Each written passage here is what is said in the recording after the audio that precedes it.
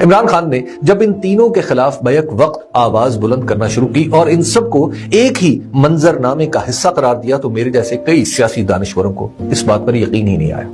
ہم نے اسے سیاست سے بے خبر سمجھا، نظام سے ناشنا جانا، بڑبولا کہا، پاگل کہا، خود پسند کہا اور نہ جانے کس کس نے کیا کیا کہا۔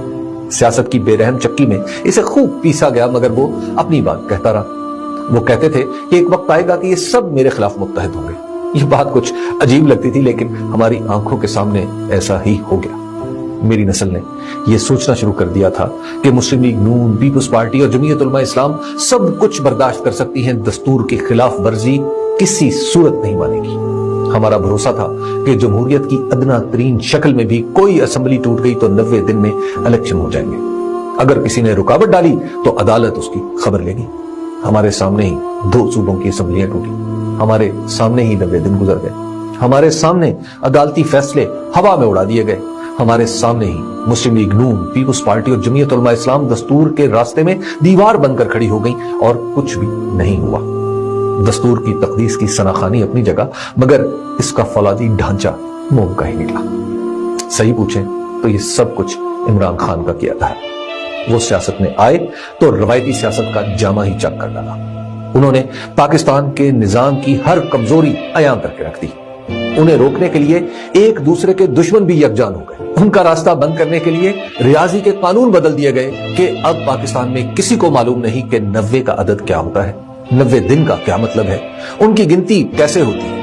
ہم سمجھتے تھے کہ نگران حکومتیں انتخابات میں سیاسی جماعتوں کے درمیان توازن پیدا کرنے کے لیے بنائی جاتی ہیں۔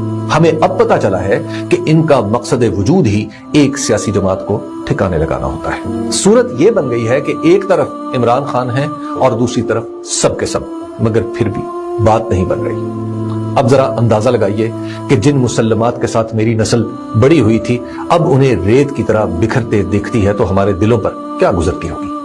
میری نسل اس وقت اقلیت میں جا چکی ہے۔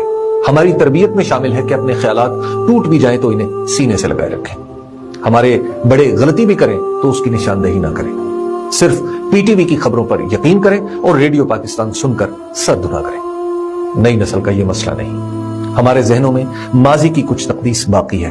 آج کے نوجوان کو اس کی کوئی پرواہ ہی نہیں، وہ صرف مستقبل کے بارے میں سوچتا ہے۔ اسے تو یہ پتا ہے کہ جو کچھ عمران خان نے بتایا بالکل وہی ہوا۔ دیکھ تو ہم نے بھی لیا ہے مگر ہم کچھ سہمے ہوئے رہتے ہیں۔ مگر اتنا ماننا پڑے گا کہ عمران خان ہی ٹھیک نکلے، ہم ہی غلط دیکھتے رہے تھے۔ ہم تو آج بھی اپنے بڑوں کے کہنے پر ووٹ ڈال دیں مگر ہماری تعداد ہی اتنی نہیں رہی کہ کسی ایک حلقے میں ہی کسی کو جتوا سکیں۔ یہ زمانہ وہ نہیں رہا جس میں ہم بڑے ہوئے تھے۔ عمران خان نے سب کچھ بدل کر رکھ دیا ہے۔ ان کا خیال حقیقت بن کر سامنے ہے اور جسے ہم حقیقت سمجھتے رہے وہ خیال ہو کر گم ہو چکی ہے۔ شکریہ۔